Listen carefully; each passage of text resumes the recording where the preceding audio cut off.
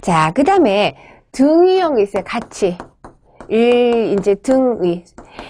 일명 순서형이라고도 합니다. 순서형이라고 하는데 제시된 항목들에서 좋아하거나 싫어하는 정도 이렇게 순서대로 하는 거죠. 그래서 이제 교재에 보시면은 아래 열과 같이 항목 중에서 당신이 생각하기에 첫째로 갑지되는 거, 둘째로 갑지되는 거, 이게 순서를 매기도록 하는 거죠. 여러분들 건강, 사랑, 학식, 권력, 인격 어느 것이 제일 먼저일까요? 먼저세요.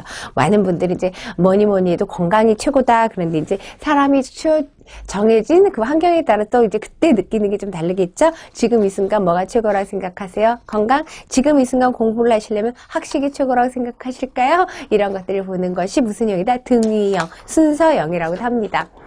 그리고 이제 평정 척도형이 있어요. 우리가 주로 이제 리커르트 척도 이렇게 얘기하는데, 이제 우리가 많이 설문지 할 때 응답 보셨죠? 그러니까 조사 대상자에게 이것은 뭐냐, 미리 척도의 점수를 부여해 놓다는 게 차이가 있는 거예요. 그래서 이제 조사 대상자에 미리 정해놓은 척도에 따라서 평정하도록 요구하는 방법. 가장 많이 리커러트 척도는 3점 척도, 5점 척도, 7점 척도. 물론 이제 척도가 늘어남에 따라서 응답에 대한 자유가 좀 넓어지기 때문에 조금 더 이제 신뢰도가 높아지긴 하지만 마냥 상승하는 건 아니에요. 보통 많이 쓰는 것이 3점 척도, 5점 척도 정도 많이 씁니다.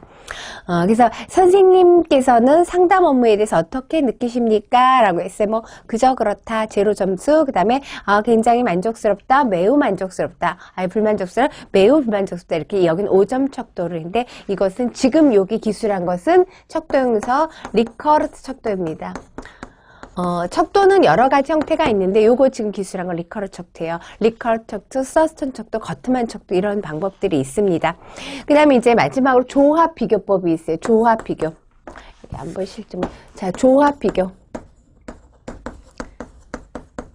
조합 비교가 있는데 여기서 여러 개의 조사 항목을 두 개씩 짝지어서 순차적으로 비교하는 방법이에요. 그러니까는 좋아하는 국가에 이제 영표하시에서 이제 두 개씩 짝지어서 해놨죠. 그러니까 미국 영국인지 미국 독일인지 영국 독일인지 영국 프랑스인지 독일 프랑스인지 이렇게 해서 이제 비교하는 방법. 이런 방법이 이제 질문지 형태로 데이터를 얻어내는 방법입니다. 자, 그런데 이제 질문지 작성을 하는 그래서 요령이 일반 정상. 그러니까 질문지를 이제 배포하고 작성하도록 해서 데이터를 얻어내려고 하잖아요. 그냥 이것이 목적이 무엇인지 분명히 설명해 주는 것이 좋고요. 어떤 내용과 어떤 범위, 그러니까 어떤 대상에 실시한 것을 명백하게 규정해 놓고 질문지를 작성하는 것이 좋습니다. 그 다음에 이제 질문지 실시 방법, 그 다음에 피험자의 익명 여부는 사전에 결정하는 거예요. 익명성으로 데이터를 얻어낼 것인지 아니면 기명을 해서 얻어낼 것인지 정하는 것이 좋습니다. 모든 문서는 간단 명료해야 됩니다. 화려하게 장식해서는 안 되겠죠. 그래서 질문지 문항을 작성할 때는 간단 명료해야 돼요. 왜 그러냐? 신뢰도를 높이기 위해서 누가 봐도 그런 거 객관적으로 인식이 될 수 있게끔 기술이 되어야 된다라는 거예요. 그러니까는 문항의 설명이나 지시가 명확하게 되어 있지 않으면은 받아들이는 사람은 다르게 인식이 될 수 있어요. 그렇기 때문에 간단 명료하게 작성하는 것이 좋고요. 문항의 수는 많은 것은 귀찮지요. 그래서 문항의 수는 필요한 범위 내에서 최소한으로 작성하는 것이 타당합니다. 좋습니다. 이제 우리가 질문지를 작성할 때 이렇게 검사 도구를 만들 때 어떤 대상에게도 불쾌감을 주게 문항을 작성해서는 안 돼요. 또 이제 어떤 집단에게 유리하게 문항을 작성하는 것도 옳지 않거든요. 그래서 이것도 질문지를 작성할 때 피험자를 난처하게 만들거나 곤란에 빠지게 감정을 상하게 만드는 질문지 작성은 피하시는 것이 옳습니다. 자, 그 다음에 이제 질문지 작성은 이제 해놓기만 하면 다량의 정보를 한꺼번에 시공간의 제약을 벗어나는 것이 질문지라고 했어요. 해놓기만 하면. 근데 이제 만드는데 조금 시간이 걸리겠죠. 한 번에 쫙 기술이 되는 건 아니에요. 그렇기 때문에 이걸 해놓고 나서 제대로 객관적으로 인식이 되는지, 문항의 설명이나 지시가 피검자들의 명확하게 인식이 되는지에서 한번 검증해 보는 것이 중요합니다. 그래서 리일본에 보시면은 1차적으로 작성한 실문지를 가지고 보다 예비 실시 과정을 거치는 것이 중요합니다. 자, 질문에 특정 집단한테 불쾌감, 유리함 이런 거 주지 않아야 된다고 했어요. 그러니까 어떤 암시를 주는 거, 자극적 영향을 주는 거 이런 어구는 삼가해야 됩니다. 자, 질문지를 하는 거, 질문지를 제작하기 전에 질문지를 작성하는 목적이 무엇이고 피검자가 어떤 것을 이것의 데이터를 얻어낼지 설명하는 것이 중요하지만은 잠재적 목적을 피검자가 눈치채지 못하도록 해야 되는, 의도하지 않도록, 의도하고 반응하지 않도록 해야 됩니다. 자, 질문의 범위를 갖다가 문항의 수는 필요한 수를 갖다가 제한되게 라는 게 아니라 필요한 수를 최소화해서 얻어낼 수 있는 게 좋은데 질문의 범위가 너무 좁고 한정적으로 반응을 제한해서는 안 된다는 거죠. 이런 것이 질문 문항 작성 요령입니다. 장점은 뭘까요? 시공간 제약 없다고 그랬어요. 경제적이에요. 그렇죠? 우리가 이제 검사 도구에서도 이걸 굉장히 중요하게 공부를 하게 되는데 데이터를 그렇게 뿌릴 수가 있잖아요. 얻어내요. 물론 회수율이 좀 낮을 수가 있어요. 많이 이런 그 연구에서는 그렇지만 비용이 적게 들고 제작이 간편하다라는 거예요.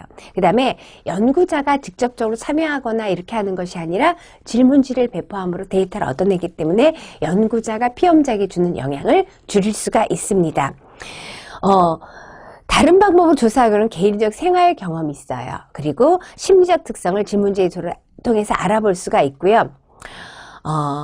이제 응답을 좀 그 시간을 갖다 넉넉하게 준다면은 정확한 응답을 기대할 수가 있습니다. 자, 표준화된 질문지, 그 다음에 객관화된 문항을 사용하게 되면은 우리가 양적인 통계 처리가 용이하다는 것이 굉장히 큰 장점이 질문지예요.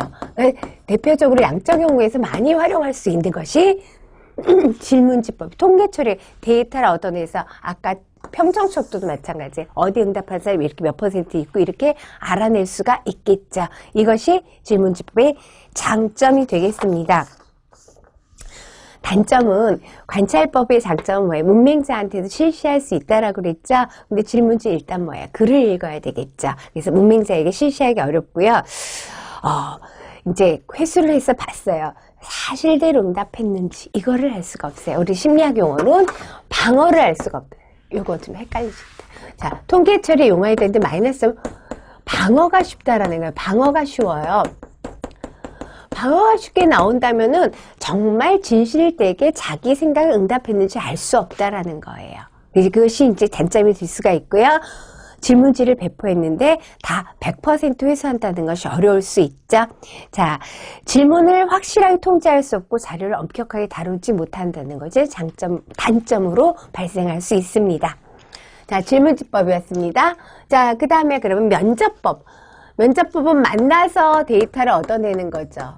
우리가 이제 상담에서 면접이라는 건 상당히 중요하지만 그런 면접인데 직접적으로 데이터를 얻어낼 때 면대면의 상황에서 언어적인 상호작용을 통해서 피검자 아니면은 피면접자로부터 연구 목적이 봤던 여러 가지 정보, 자료를 수집하는 방법입니다.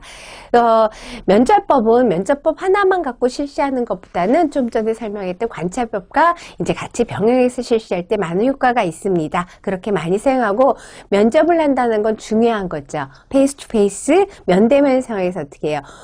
피험자 혹은 피면접자에게 자료를 얻어내야 돼요. 그러니까는 면접자의 기술이 굉장히 뛰어나야겠죠. 다시 말하면 상담 용어로는 래퍼 형성이 돼야지 자료를 편안하게 이제 오픈을 할 수가 있겠죠. 이것이 중요합니다. 그래서 면접의 기능과 기본 원칙이 있어요. 면접의 기능, 진단 혹은 치료의 기능을 갖도록 합니다. 그래서 이제 문제 해결에 필요한 정보나 자료, 그래서 대부분의 상담은 물론 면대면의 관계가 면접 자체가 상담은 아니에요. 근데 상담은 기본적으로 면대면의 관계를 우선으로 한다. 기본적으로 깔고 간다. 자, 면접의 과정 중에 문제 해결을 하는 도움을 주는 기능을 갖고 있는 것이 면접입니다.